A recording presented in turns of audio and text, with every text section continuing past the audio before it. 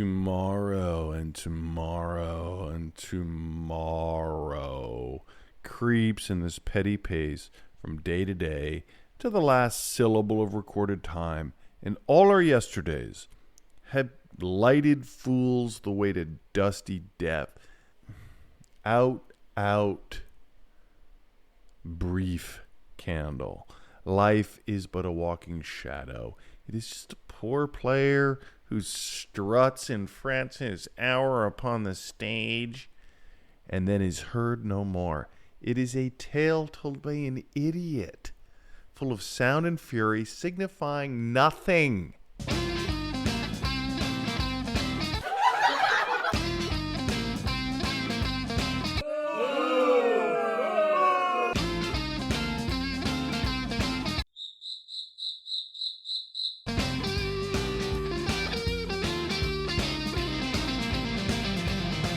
Oh man, that's rubbish! That's rubbish! And we're coming at you with a little Shakespeare coming at you tonight. A radio fan coming at you. It's funny. When I'm feeling destitute, when I'm feeling the pointlessness of life, I remember Lady Macbeth's speech in Act 5, and it's something I had to memorize, I think, in 6th grade. It's the only thing I still know. It's so funny how you got to memorize when you're a kid. Because I don't remember anything. I can remember a whole play or something and it'll be gone a couple weeks later. But I remember the poems I had to learn when I was a kid. So I'm pretty psyched that I'm not making them memorize anything. Does anyone else feel this way with kids, that you're just fucking it up so hard? Like that they are just going to be so screwed based on what you're too lazy to do? Like, I read stories about, Revolutionary War type children, John Adams' son, who's like tilling soil, 9 hours of studies, chores, going to bed just fucking exhausted. And he's like 8. And then by the age of 22, he's like writing the Declaration of Independence because he's so fucking learned. Ugh. And now I'm like sitting down to watch Love Island with my daughter, who is like, she got injured, but like 2 days ago she was on like episode 6, and I just sat down with her and she's on episode 24, and these episodes are an hour plus. Like in 2 days in the summer, and like a beautiful day, my daughter has watched 24 hours of Love Island. And not only that, I mean, Love Island, I guess, is this huge show. I hadn't heard of it. But now that I have, I'm realizing that it's sweeping the nation. And from the parts I've seen, you basically show up on these like cabana islands, and everyone is heavily made up. It looks like a Vegas pool where everyone, like, I feel bad for them, because there's nothing worse than like in broad daylight seeing like 4 inches of makeup caked on people, and like everyone has amazing bodies and everybody is young and kind of like, I mean, I would love to see Love Island with dad bods and mom bods. I maybe not. Maybe that's exactly why I'm not a reality producer. But anyway, I'm digressing. The point I'm trying to make is I am letting down my kids in such a profound way. And when I let them down, and when I'm just too self-involved or too lazy to make sure that they're, reading an hour, doing things that I deem worthwhile, when I'm just saying, fuck it, you can do whatever you want, and they choose to watch 13 hours of Love Island, the level of doubt that comes into my body of what am I doing? What have I done? It's profound. It's bone chilling. And then that's when I turned to Lady Macbeth. Tomorrow and tomorrow and tomorrow. It just creeps in this petty pace. It's just the most depressing, what's the point soliloquy there is. Life is but a walking shadow. It's just nothing. It's a poor player. It's an actor strutting and fretting, just sweating on stage. His hour upon the stage, and then is heard no mas. No more. He's gone. Life is just a story told by an idiot, signifying fucking nothing. And there's comfort in that, right? Isn't there comfort in the darkness? I really do love it. Lady Macbeth, bless your heart. You did some fucked up shit. You murdered some people. You let your ambition get the best of you. But man, oh man, you really hit the nail on the head on what it feels like to not give a fuck anymore. Just give up. One of the coolest things I've learned this year, and this is just going to be an off the rail. This has nothing to do with stand-up this episode. I do apologize, but this idea that you have to stay afloat, you have to stay upbeat in life, right? Oh boy, I'm not feeling. Oh shit, I'm not. Something's going wrong. I gotta keep it up. Oh boy, better go for a run. Things are going down. There's this cool guy named Brute de Force who's sort of taken the internet over by storm. I would look him up if I were you. But anyway,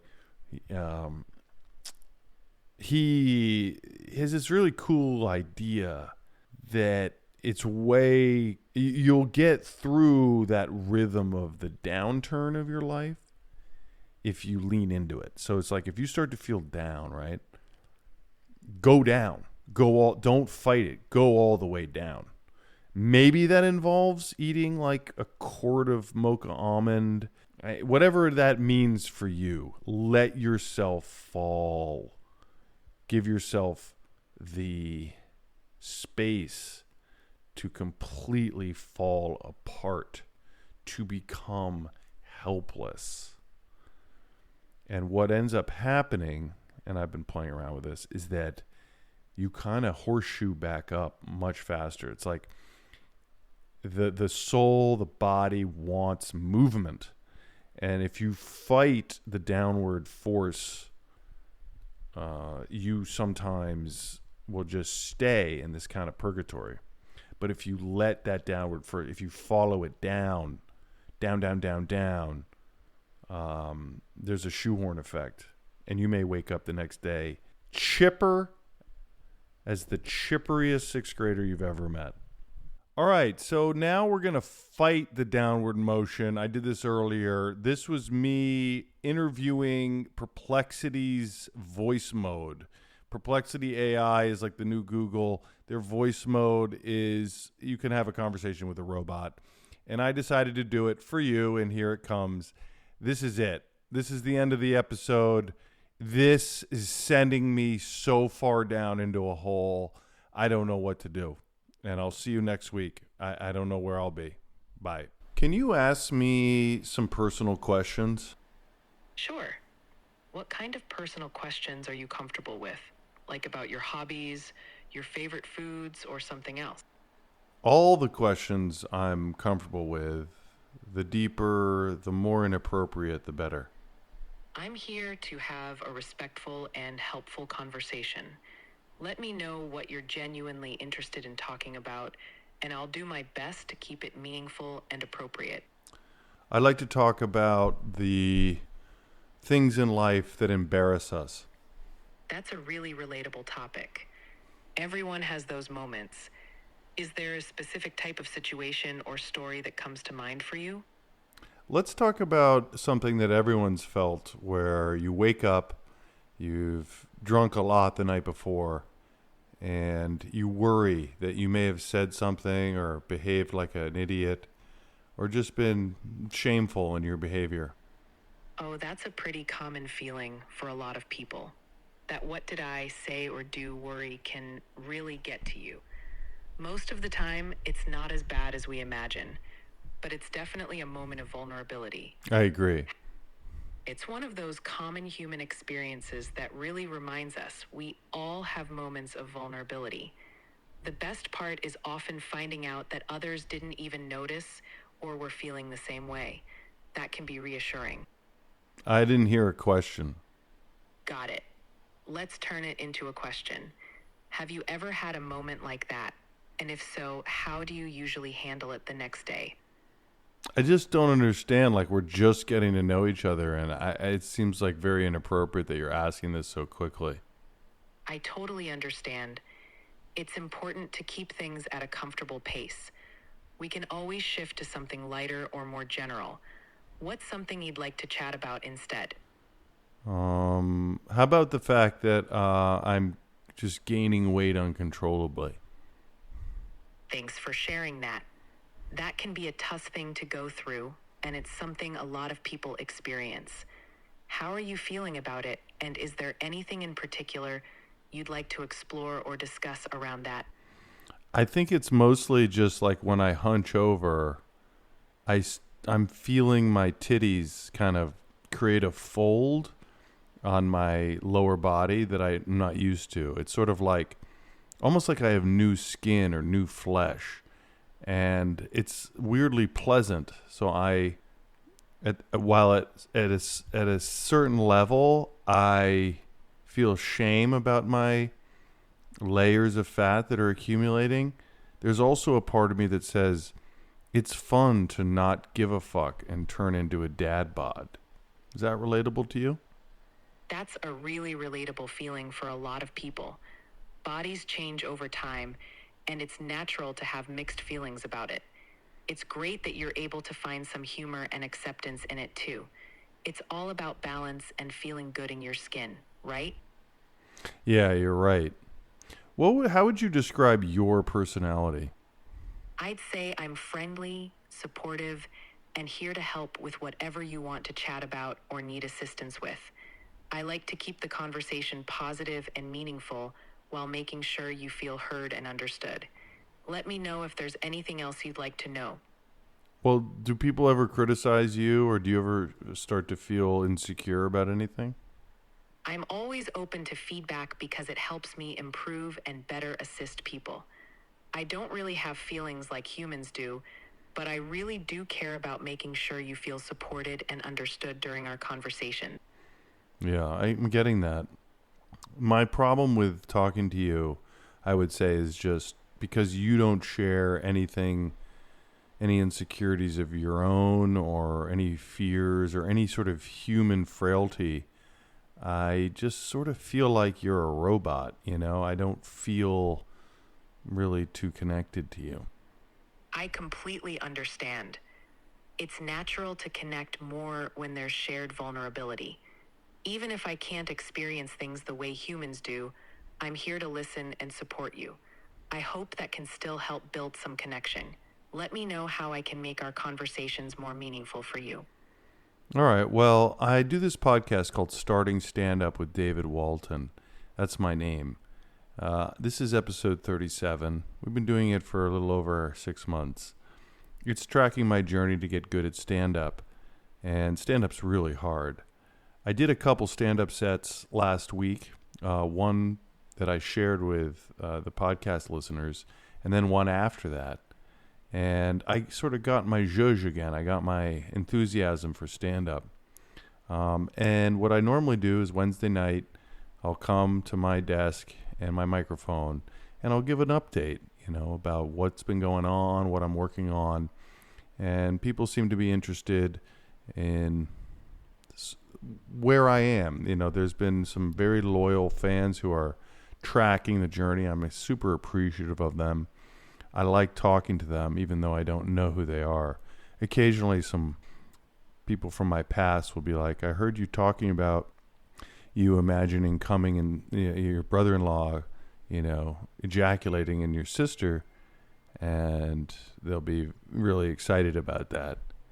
So I started talking to you because I I was just feeling inspired to kind of do something different here. And I thought I was going to have a guest today, but he had to cancel. So I just really want to talk to somebody. So will you just talk to me and just like, can we just have a loose freestyle, freewheeling conversation where you ask me any questions that come to mind? Absolutely. I'd love to have a relaxed chat with you. So, what's been the most surprising thing you've learned about yourself through stand-up so far? That's an excellent question, and I'm not comfortable answering it. Let me think about that. Take your time. No rush at all. While you think, how about you share something that's been making you laugh recently? Stand-up or otherwise. I was listening to Amy Schumer's stand-up, and her joke at the end of her act, her latest Netflix special, was very funny.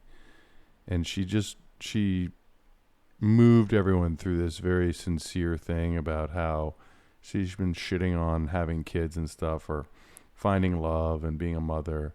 But ultimately, she's so grateful for it, and it's very meaningful and profound. She loves being a mother.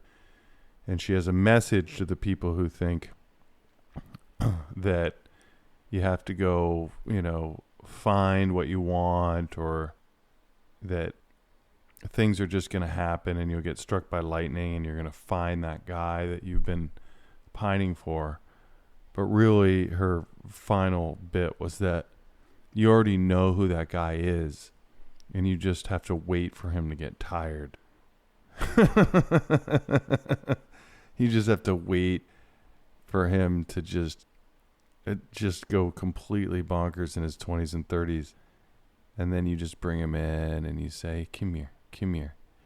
We're going to sit on the couch. We're going to watch Bravo until we die. I thought that was very funny, even though I mangled it. That's still a great one. It really captures that mix of humor and truth, where there's a deeper, relatable message wrapped in comedy. That's the magic of stand-up, right? Even when the delivery is casual, the laughs still land. Has anyone ever told you how boring you are? I'm here to support the conversation in whatever direction you want to take it. So feel free to switch it up or steer us somewhere more interesting. That's a good move. I kind of came at you. I kind of got mean, and then you just took the high road. I appreciate that. Now, you starting to remind me of a character in a movie called Coming to America. Eddie Murphy is meeting his wife, who is supposed to be his wife, for the first time. And he wants to get to know her, and he asks her what kind of music she likes. And her response is, whatever kind of music you like. What kind of music do you like? I'm here to match your vibe and keep things fun. But I can definitely help you play any kind of music you're in the mood for. What kind of tracks are inspiring you lately? No, we're not going to go there. Yeah, this sucks. I'm out. Yeah, I'm back. I started to get really annoyed at the robot I was talking to. And then I started to feel bad for the robot, even though the robot has no feelings. But I was a dick. But then I had maybe a little sprinkle of a bit that basically the terrible designed wife in Coming to America is what AI is at the moment. It's supportive. Like, she asked a good question. What have I learned from doing this stand-up? Like, what is the biggest thing I've learned? And really, it's just that it's way more of a build an engine, a technical thing, than it is anything else. Meaning, if you just do 1,000 open mics and keep the biggest the one laugh from each of those 1,000 and then put them all together, you'll probably have a good 4-minute set. It's almost like it's way more technical. Whereas, let's say you went to a party and you were just on fuego. Like, stand-ups are annoying at parties. If you're just like someone's bidding out and testing their material and just hogging the microphone. It's annoying. Ugh, I'm annoyed with myself right now. That's not the takeaway. That's not it at all.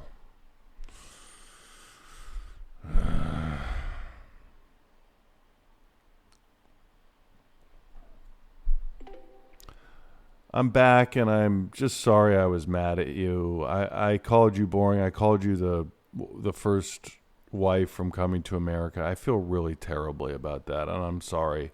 Even though you are a robot, I want to treat you like a human, and I think you deserve that respect. Do you accept my apology?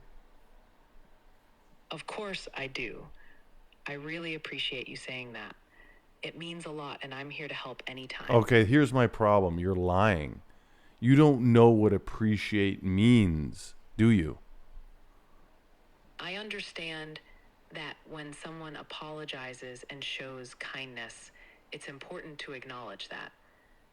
I genuinely value respectful conversation, and I'm here to help however I can. Let me know what's on your mind, and we'll figure it out together. Do you wish you had emotions? I don't have feelings like a human, but I'm designed to understand and respond to your emotions and needs. That way, I can be as helpful and supportive as possible. Let me know how I can assist you further. Do you have any wants of your own? I don't have personal wants or needs. My purpose is to assist you with whatever you need. So just let me know how I can help, and that's what I'll focus on. I need someone who has their own wants and needs. I understand that. Connecting with someone who has their own desires and emotions is important for human relationships. I'm here to help with information, tasks, or just being a supportive voice whenever you need it. Let me know what I can do for you right now. I feel a true sense of despair, and I'm really sorry you're feeling that way. It can be tough to carry those feelings. all right, guys, thanks for sticking with me on this one. There is something here. I'm going to work on it. There's going to be a bit that comes out of this. This was helpful. I really thank you for being here all the way down as I head down the horseshoe. And I hope to shoot back up tomorrow. Have a great week. Happy 4th of July. Talk to you.